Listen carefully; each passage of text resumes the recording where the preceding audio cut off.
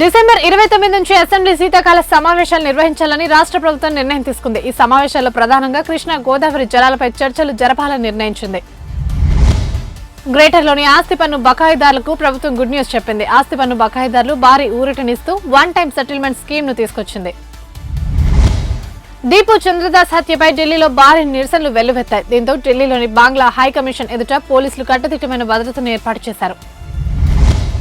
బంగారం ధరలు బ్రేక్ లేకుండా దూసుకుపోతున్నాయి. దేశంలో 24 క్యారెట్ల 10 గ్రాముల బంగారం ధర 1,36,160 వద్ద ఉండగా 22 క్యారెట్ల 10 గ్రాముల బంగారం ధర 1,24,810 వద్ద ట్రేడ్ అవుతోంది.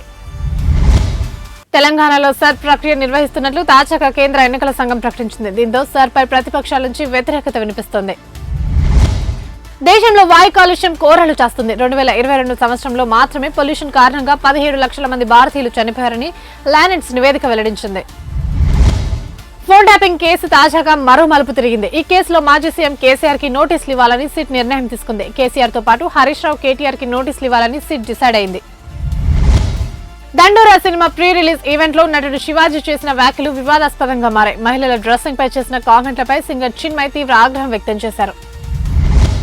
మాజీ సీఎం కేసీఆర్ ఆంధ్రాకి అమ్ముడుపోయారని మంత్రి ఉత్తమ్ ఆరోపించారు. నిధులన్నీ ఏపీకే దారపోశారని ఆయన విమర్శించారు.